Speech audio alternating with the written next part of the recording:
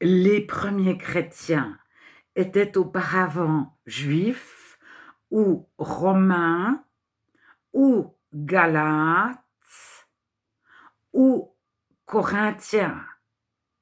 Ils n'avaient pas les mêmes idées avant d'être chrétiens. Ils vénéraient des dieux romains. La lettre aux Romains s'adresse à eux, mais ils n'étaient pas forcément dans la ville de Rome. Les Galates vivaient par des lois. Paul s'adresse à ceux qui vivaient par des lois, mais ils étaient aussi juifs, religieux. Ils suivaient des lois juives.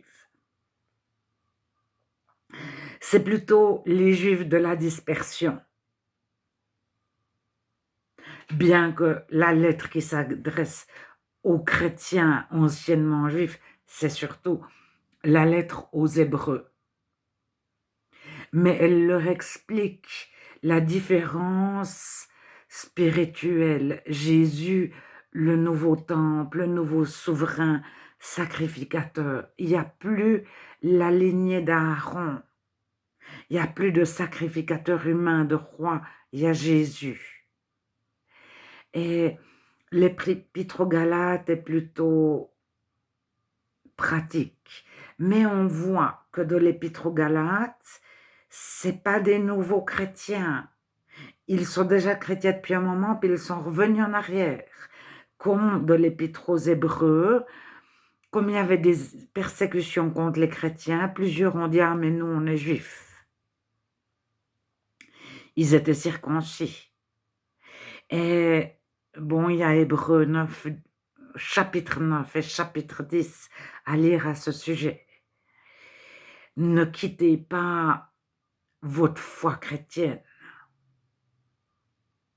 Ne reniez pas Jésus comme étant le Messie. Après, il y a donc les épîtres s'adressent à différentes mentalités avant d'être chrétien. Normalement, lorsqu'on devient chrétien, on perd totalement sa mentalité. Alors, il y a les philosophes, les Corinthiens. Est-ce que Paul s'adresse à des chrétiens ou pas? Parce qu'il leur dit, nous prêchons Jésus crucifié, vous êtes philosophe, vous pensez sage.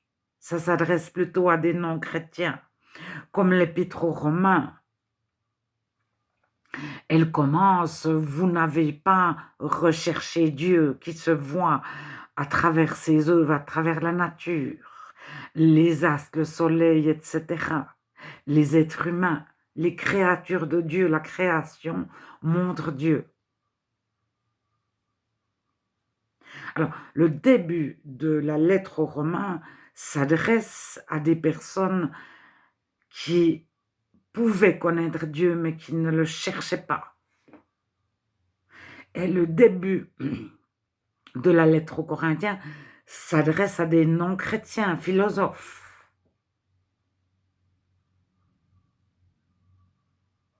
Alors, il y a les Galates, etc.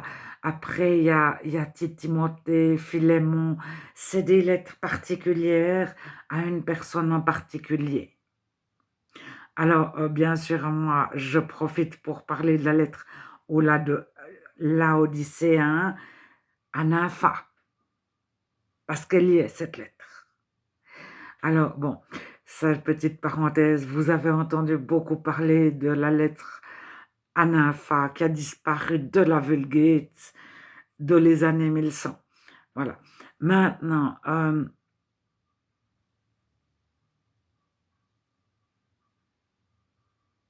les Philippiens et les Colossiens sont des tout nouveaux convertis.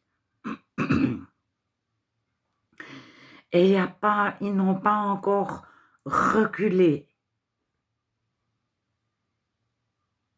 Ils n'ont pas encore, après un certain feu d'artifice du départ, repris leur système de pensée avant d'être chrétien. C'est ce que Paul reproche aux Galates,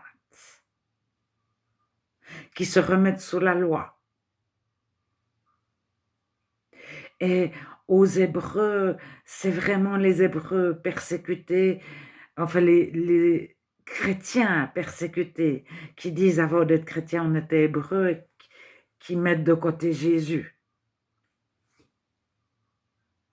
Et on passe tous par là. À un moment donné, on a un système de pensée, et moi j'ai vu qu'on pouvait même changer de système de pensée si on a reçu une certaine éducation. On peut devenir chrétien et on sait parfaitement qu'est-ce que notre éducation nous avait apporté, et puis quand on est devenu chrétien, on a été séparé de toute notre éducation. Et on ne voit pas qu'il y a des autres choses d'une autre éducation qui arrivent. Les chrétiens tiennent lorsqu'on s'endort. On ne les connaît pas. Alors, je vais être concret. Le voleur, avant sa conversion, volait. Il est tellement transformé par Dieu à sa conversion qu'il ne va pas voler une pièce jaune, une pièce de 2 centimes pour lui, même si elle traîne par terre, il va essayer de la porter aux objets trouvés, etc. Même si la police aux objets trouvés ou dans le supermarché, les objets trouvés, vous savez trouver une pièce jaune par terre, mais monsieur, vous nous dérangez pour rien, mais madame, on va la mettre dans notre poche à nous si vous ne voulez pas. Personne ne viendra la rechercher. Alors, ce nouveau chrétien-là, il a reçu de Dieu une conscience énorme de ne pas tricher, de ne pas voler, de ne pas mentir, etc. Mais tout à coup, il y a une mentalité qu'il ne connaissait pas. Par exemple, il n'avait jamais été jaloux. Il n'avait jamais convoité une grande maison. Et tout à coup, il a des pensées d'un autre système de pensée qui arrive, et il commence de se comparer aux autres, de dire les autres sont mieux, ceux-là sont moins bien, à mettre des échelles de valeur, ceux-là sont plus... Et comme il n'avait jamais fait ça avant sa conversion, il ne se rend pas compte. Pas tout de suite. Ça dépend comment il est proche de Dieu, s'il est devenu tiède et endormi. Alors, je reviens aux lettres. Toutes ces lettres s'adressent aux Romains, aux Galates, etc., c'est-à-dire à une certaine mentalité.